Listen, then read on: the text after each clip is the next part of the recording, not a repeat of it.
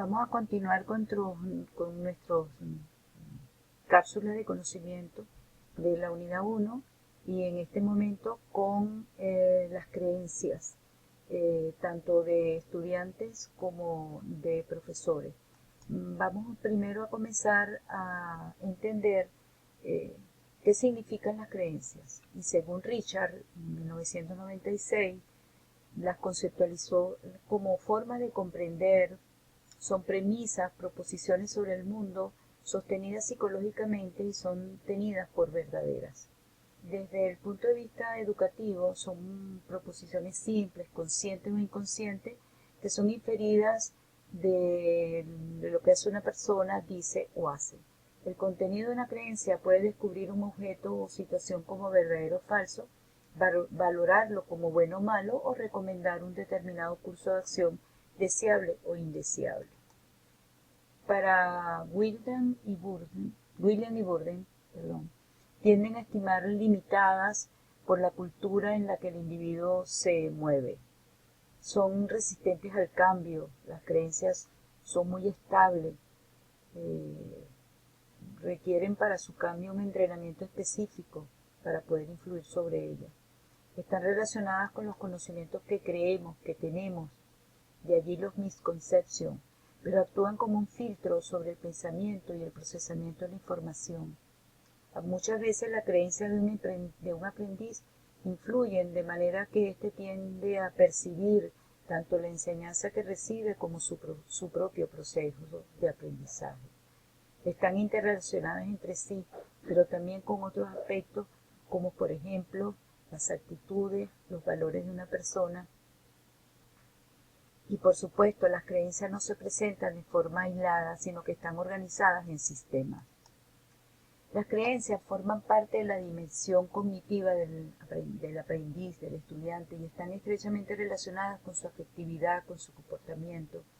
Y de allí que hay tres grandes dimensiones. La dimensión afectiva, que tiene que ver con la reacción emocional ante lo que se aprende.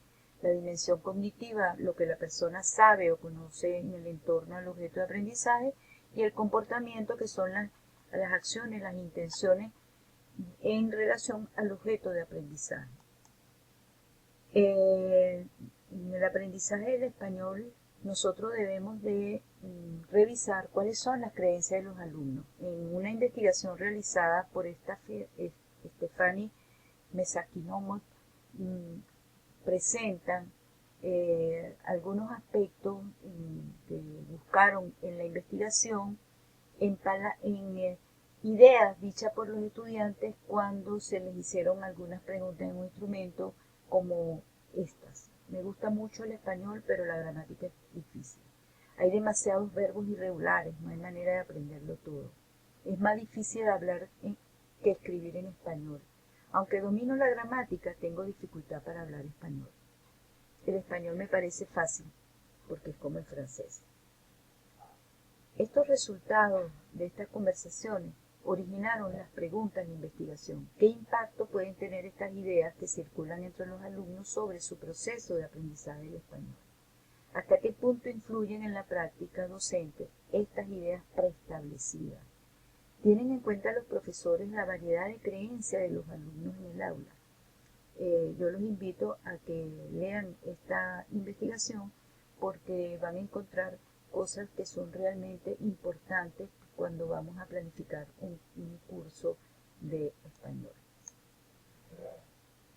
Entonces, para poder trabajar con el problema de las creencias, tenemos que tomar en cuenta la necesidad de los estudiantes, haciéndoles las preguntas por qué quiero aprender, cómo quiero aprender, de qué forma voy a aprender mejor. Y esto lo podemos trabajar a través de la ficha de presentación. Para algunos profesores, conocer las creencias permite comprender mejor el mundo de los alumnos, entender cómo actúan y qué factores influyen negativo o positivamente en el éxito de su aprendizaje.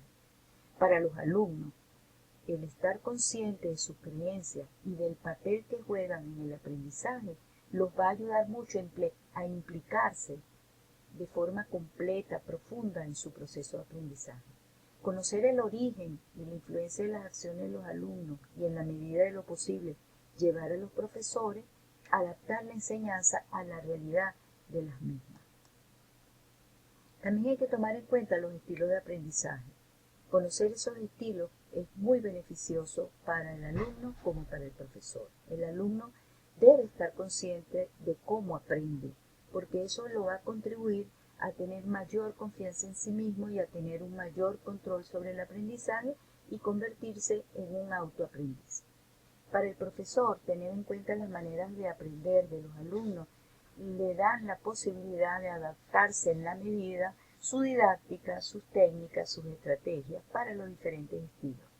Conocer la deficiencia de los estudiantes y el nivel de competencia adquirido es otro aspecto muy importante para el docente. Y obtener información sobre los alumnos y de los alumnos es aún mayor importante, porque no es lo mismo la información que le den a uno de los alumnos que la que uno pueda captar de ellos mismos. Y en contraposición, las creencias de los profesores se dan por muchos aspectos. Hay muchos que dicen que los niños aprenden lengua con más facilidad que los adultos, y de hecho el dicho de loro viejo no aprende a hablar. La gente que es buena en matemática o en ciencia no lo es para aprender una lengua. Otra creencia es, como mejor se aprende una lengua es en el país donde esta se habla. Las personas que hablan más de una lengua son muy inteligentes. Y otra creencia, para aprender una lengua hay que practicar mucho. ¿Cómo hacer con todas estas creencias? Depende de los enfoques, los métodos que utilizar.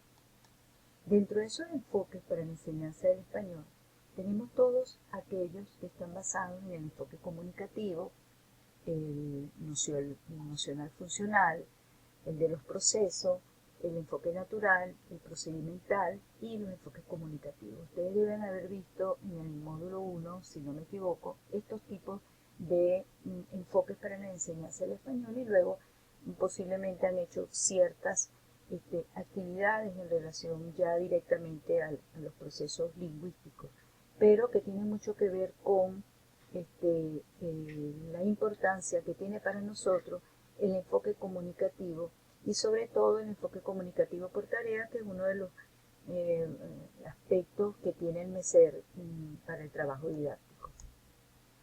Yo quisiera para finalizar un poco, que podamos trabajar en relación a los aspectos de las diferencias entre el método tradicional y el método comunicativo. Para el método tradicional y el método comunicativo, la tabla que se les presenta, que está tomada, pues por supuesto, de el profesor Linero, sobre los fundamentos teóricos de la revista Redele, consideran unos aspectos que creo que son importantes que los veamos en el transcurso de nuestro curso, porque hay el elemento o criterio de la teoría de la lengua, la teoría del aprendizaje, los objetivos y el currículum, el tipo de actividades que se da, el papel del alumno, el papel del profesor y el papel de los materiales en los diferentes aspectos que tenemos que tomar en cuenta cuando diferenciamos el método tradicional del método comunicativo. Este material lo van a tener ustedes a su disposición durante esta semana para que puedan tener muy claro cuáles son las diferencias entre un método tradicional y un método comunicativo, sabiendo que el método comunicativo es el que se va a trabajar durante todo nuestro espacio didáctico. Entonces tenemos algunas consignas de trabajo para esta semana. Primero, leer la bibliografía recomendada que tiene que ver con las competencias y que tiene que ver con las creencias y que tiene que ver con los métodos principalmente. Recordando nuestro primer momento, cuando hablábamos de las teorías relacionadas, las teorías lingüísticas, las teorías pedagógicas y cómo de cada una de esas teorías encontramos una relación muy importante para poder planificar. Posteriormente, cuando veamos ya el proceso de planificación, vamos a hacer una profundización sobre las teorías. Vamos a tratar de participar en un encuentro virtual durante esta semana en la cual nos pondremos de acuerdo para vía Skype podernos ver y participar entonces en el foro de las dudas para que podamos tener claro lo que esperamos. Les deseo una buena semana de trabajo para que podamos